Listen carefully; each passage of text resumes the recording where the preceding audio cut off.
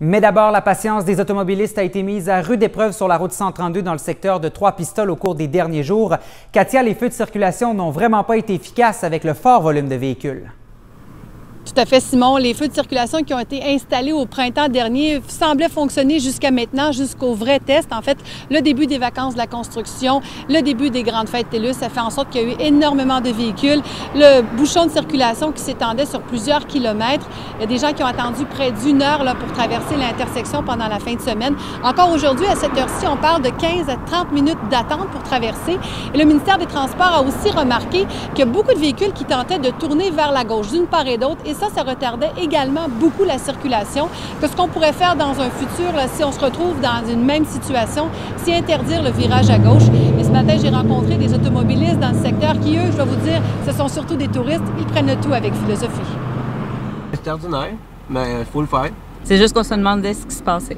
Oui, c'est juste ça. Pour du fromage. C'est juste pour le fromage. C'est juste pour le fromage. On va arrêter en revenant. J'arrête à la fromagerie. Ah oui, c'est ça qui crée l'embouteillage. Ah, c'est bien. C'est bon pour l'économie. C'est moins bon pour la patience des touristes. Ah, ben c'est pas si mal. On n'est pas pressé. Mais Katia, la situation a remis le prolongement de l'autoroute 20 à l'avant-plan.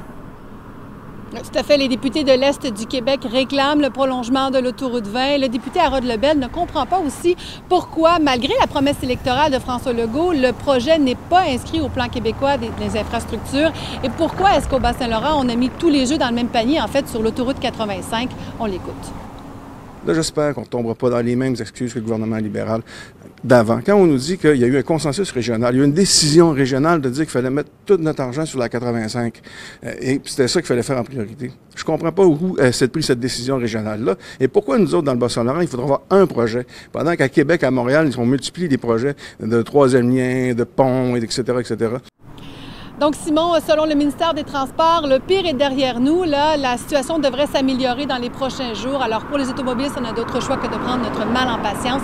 Et pour les touristes dans la région, profiter des quelques minutes supplémentaires pour admirer le paysage. Pourquoi pas? Merci, Katia. Au revoir.